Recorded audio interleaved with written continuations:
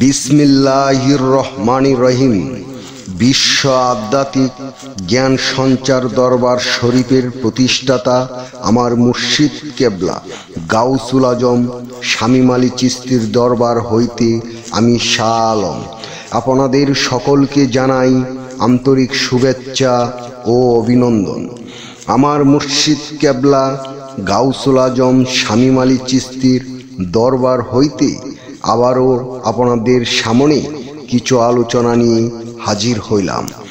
আশা করি সকলে ভালো আছেন এবং সকলেই মনোযোগ সহকারী এবং ধৈর্য সহকারী শুরু থেকে শেষ পর্যন্ত আমার এই আলোচনাটি শুনবেন।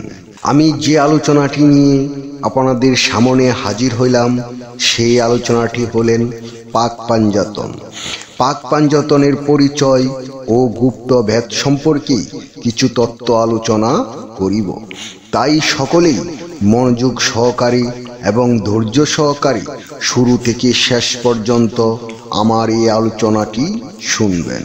শুরুতেই বিশ্বের সকল স্তরের লোকদের উদ্দেশ্য করে বলছি, আমার লক্ষ্য আমার মুর্শিদ কেবলা গাউসুল আজম শামীম আলী চিশতির লেখা গ্রন্থের বিষয়বস্তু আপনাদের সামনে উপস্থাপনা করা, যাতে আপনারা সকলেই হাকিকত জানতে পারেন, বুঝতে পারেন এবং হাকিকতের জ্ঞান নিতে পারেন।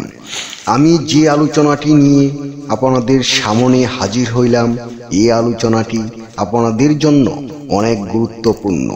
এই আলোচনার মাধ্যমে জানতে পারবেন পাক পাঞ্জাতনের পরিচয় ও গুপ্ত ভেদ।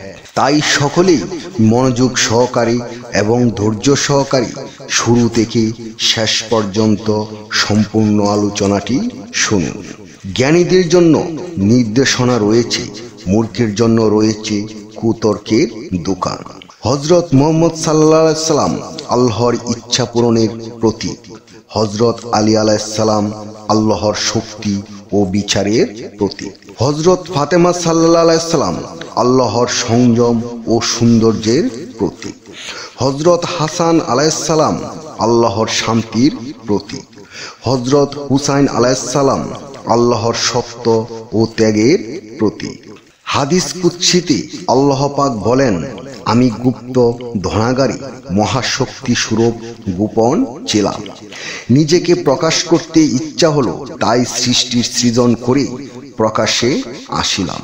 আল্লাহ পাক যখন করলেন তখন আহাদ নাম ধারণ করলেন। আহাদ হতে আহমদ নাম প্রকাশিত। আহমদ আহাদের দ্বিতীয় অবস্থা। রাসূল সাল্লাল্লাহু আলাইহি সাল্লাম বলেছেন, আনা হামাদু বেলা মিম, আমি মিম শূন্য আহমদ, অর্থাৎ যিনি আহাদ তিনি আহম্মদ। যেমন জল বরফ, আহাদ আহম্মদ, মুহাম্মদ বাষ্প জল বরফ।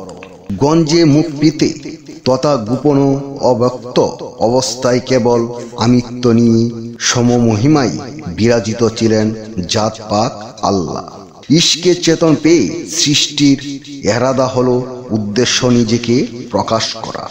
এই মুহূর্তে জাত পাক আল্লাহতে দুটি অবস্থা ব্যক্ত হলো, ইচ্ছা এবং ইচ্ছার কারণ।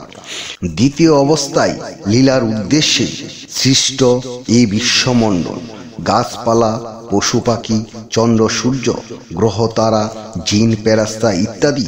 কিন্তু এইসব কারো মাঝে আল্লাহর গোপন ইরাদা ব্যক্ত হলো না।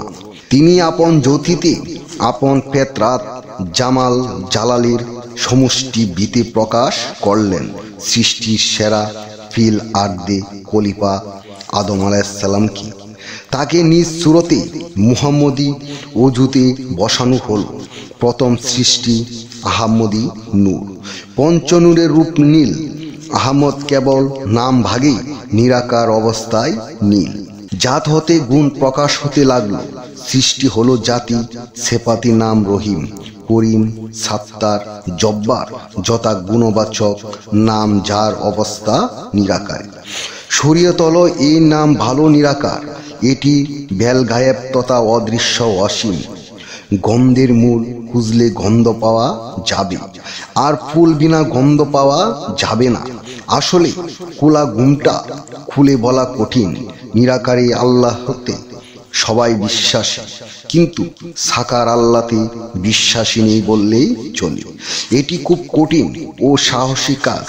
নাম ভাগ নিরাকার অবস্থায় আছে এবং নামের বস্তর সন্ধান করিলেই মাওলা তথা আল্লাহ দিদার পাওয়া যায়। তাই গানে বলা হইয়াছে, ধনাগার হইতে যখন আপনি পেলেন চেতন, প্রকাশিতে ইচ্ছা হইল সৃষ্টির আকিঞ্জন। আমি যে আলোচনাটি আপনাদের সামনে করেছি, এই আলোচনাটি আপনাদের কাছে কতটুকু ভালো লেগেছে?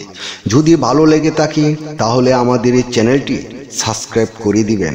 সামনে ভালো ভালো আলোচনাগুলো পেয়ে যাবেন। এবং আপনারা কি ধরনের আলোচনা চান আমাদেরকে কমেন্টে জানাবেন। আমরা চেষ্টা করিব আপনাদের পছন্দ মতো আলোচনা নিয়ে আসতে। আমার এই আলোচনাটি করতে যাইয়া কথা ভাষা ছন্দে যদি কোনো ভুল হইয়া থাকে, সকলেই আমাকে ক্ষমা ও সুন্দর দৃষ্টিতে দেখবেন।